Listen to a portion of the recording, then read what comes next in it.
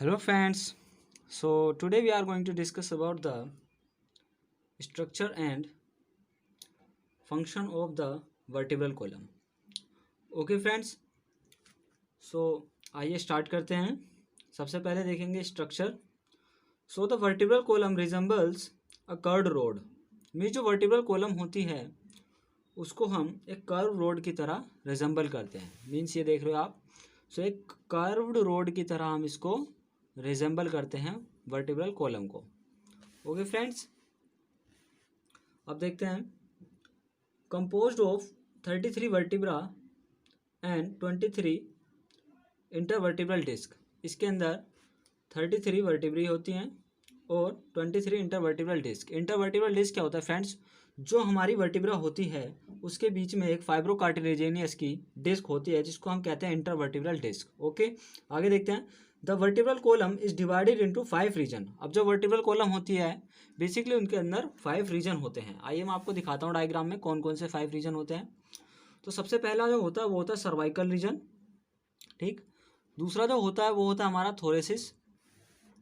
Thoracic region. ठीक. और जो थर्ड वाला होता है वो होता है हमारा लंबर. और फोर्थ होता है हमारा सैक्रल. और जो फिफ्थ होता है वो होता है हमारा coccygeal. Okay friends. So the vertebra adhere to a common basic structural design but shows original variation in size and configuration that reflects the functional demand of a particular region. Means जो हमारी vertebra होती है उसमें क्या होता है, उसके size में वेरिएशन आता है. क्यों आता है वेरिएशन? क्योंकि फंक्शनल डिमांड के अकॉर्डिंग. सो जिस वर्टिब्रा में जिस तरीके के फंक्शन की डिमांड होगी उसमें वैसा ही स्ट्रक्चर में चेंज आ जाएगा. मीन्स उसके साइज में उसी के अकॉर्डिंग चेंज आता है. अब देखिए कि किस रीजन में साइज कैसे कैसे कम होता है और किस में बढ़ता है. ठीक. तो सबसे पहले यहाँ पर देखिए the vertebra increase in size from the cervical to the lumbar region. Means जो वर्टिब्रा होती हैं सर्वाइकल से लंबर रीजन में उनका साइज बढ़ता है. ओके. उसके बाद है then decrease in size from sacral to coccygeal region. और सैक्रल से कोक्सियल रीजन में जो वर्टिब्रा होता है उनका साइज कम होने लगता है. ठीक. डायग्राम में देखते हैं. तो सर्वाइकल से लंबर रीजन तक, यहाँ येलो वाले से ये जो ब्लू वाला है ये होता है सर्वाइकल. यहाँ से लंबर तक वर्टिब्रा का साइज बढ़ता चला जाता है. आप यहाँ पर देखोगे कितनी छोटी वर्टिब्रा है. ठीक. और यहाँ पर देखोगे कितनी बड़ी वर्टिब्रा हो गई. अब लेकिन लंबर रीजन से कोक्सियल रीजन तक साइज और ज़्यादा कम होता चला जाता है. ये वाली वर्टिब्रा देखो इसका साइज इससे थोड़ा कम, फिर और कम, फिर और कम, इसी तरीके से बहुत छोटा हो जाता है. ओके फ्रेंड्स, आइए आगे देखते हैं इसको. 24 of the vertebra in adult are individual bone.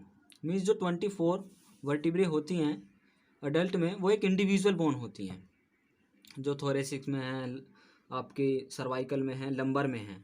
ठीक. सो ये सब आपकी अपने आप में एक इंडिविजुअल बोन होती हैं. लेकिन जो 7 vertebra are located in the cervical region. अच्छा, यहाँ से क्या बता रहा है कि ये बेसिकली जो 24 वर्टिब्रा जो होती है वो इंडिविजुअल हो गई, लेकिन जो 7 vertebra are located in the cervical region. अब जो सर्वाइकल में 7 होती हैं, ठीक, 12 होती हैं थोरेसिस रीजन में and 5 in the lumbar region. और लंबर रीजन में 5 होती हैं. ठीक. 5 of the remaining 9 vertebrae are fused to form sacrum. Means जो 5 होती हैं वो हमारी सैक्रम बनाती है फ्यूज होकर के. And remaining 4 constitute the coccygeal vertebra. जो कोक्सियल वर्टिब्रा होती है वो बेसिकली 4 वर्टिब्रल कॉलम के फ्यूज्ड होने से बनती है. मीन्स जो 4 वर्टिब्रा होती हैं उनसे फ्यूज होकर सैक्रम बनती है. डायग्राम में देखते हैं इनको. सो बेसिकली देखिए सर्वाइकल वर्टिब्रा जो होती हैं वो 7 होती हैं. थोरेसिस वर्टिब्रा जो होती हैं वो 12 होती हैं. जो लंबर वर्टिब्रा होती हैं वो 5 होती हैं. अब ये जो सैक्रल वर्टिब्रा है ये सारी इसमें 5 वर्टिब्रा होती हैं बेसिकली, लेकिन ये सब आपस में फ्यूज्ड होती हैं. ये वाली जो वर्टिब्री होती हैं ये सब आपस में फ्यूज्ड होती हैं. और इसी तरीके से आपकी जो कोक्सियल होती है इसमें भी ये जो 4 वर्टिब्रा हैं ये आपस में फ्यूज्ड होती है. सो इस तरीके से आज हमने structure and function of the vertebral column को डिस्कस किया. Okay friends. So next video में हम इसके कर्व के बारे में डिस्कस करेंगे. So I hope you like this video. So thank you so much.